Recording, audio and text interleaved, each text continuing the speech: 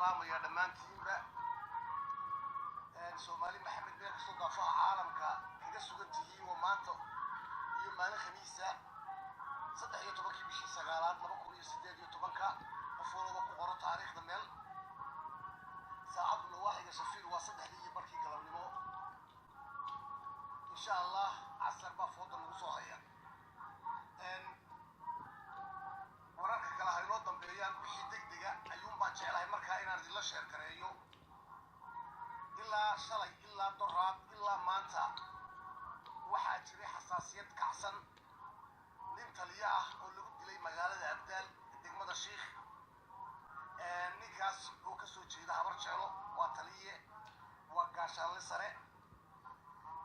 taliyaha wararkiisa ayaa soo taraya meydkiisina waxa uu ku jiraa ilaa iyo hadda talaagada magaalada Berbera taliyahaas ayaan hawshiisa maanta idin hayaa dad fara badan taliyaha waxa markii hore website-da iyo wararka leeno soo geliyay inuu shil gaari ku dhintay taliyahaas haddaba wararkii oo xaqiiqa oo ilaa iyo imika boqolkiiba 9 dhaqaatiirtii iyo CID-dii Somaliland ay u badanayso in la dilay ayaan doonayaa inaan idin la wadaago insha Allah waxaan doonayaa in aan reer Somaliland gudahaan baan gaarsiiyo waxyaabo fara badan oo caynkaas baa ka dhaca gudaha Somaliland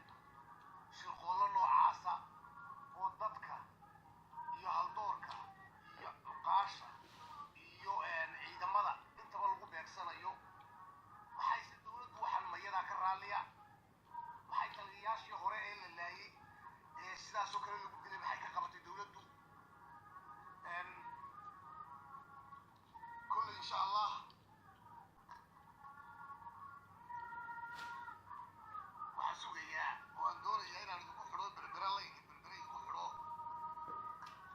saaka iyo kulli wixii ku dambeysay meydkii marxuumkaas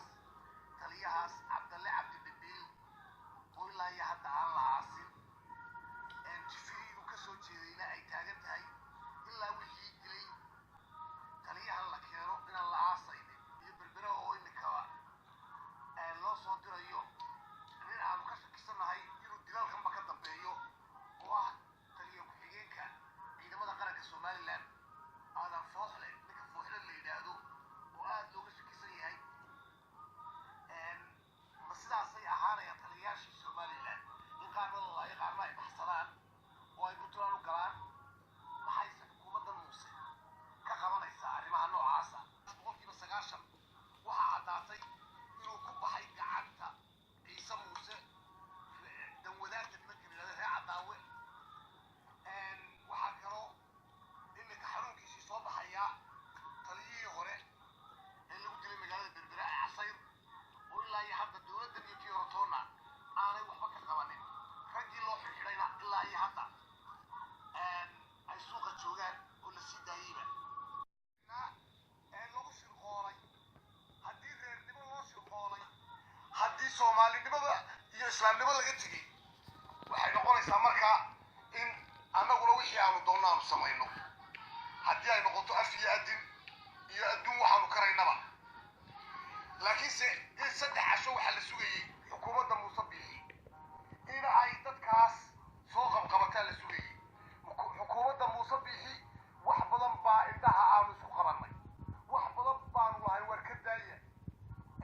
qarannimada dalka Muuse Biixi biritu tagayay aynu waddankeena ilaashano laakiinse Muuse Biixi wuxuu ka tagayaa meel baabaaday iyo meel la isku dilay buu ka tagayaa haddii uu sidan ku sii wado dalkeen ayaa 20 sano qaylinayay oo wax walba lagu sameeyay in maanta garxajis aynu nahawad garxajis oo ka daaya haddana xukuumaddii ay godon ku sii dhacdo wax la daawan kara maaha anigu maanta waxaan taaganahayna arrinkaas meydkaas xukuumaddii ay godon ku sii dhacdo wax la daawan kara maaha anigu maanta waxaan taaganahayna arrinkaas meydkaas iyo marxuumkaa ku jira talaagada nacamtu billahi la aasaynin la aasi maayo ilaa wixii dilay ee shirqoole la soo wada xidhxidho weliba tegi maysa waxay tegaysaa ilan taliyo hore halkan meeshan maray taliyihii hore la ogaa sidii yani loogu guntaday sidii gobonnimada looga raacay sidii habar jeclo ka yeeshay laakiin haddii ay noqoto inaan taliyayaasha habar jeclo iyo haldoorka habar jeclo qaarna TV-ga laga caayo ama burus xaarla la marmariyo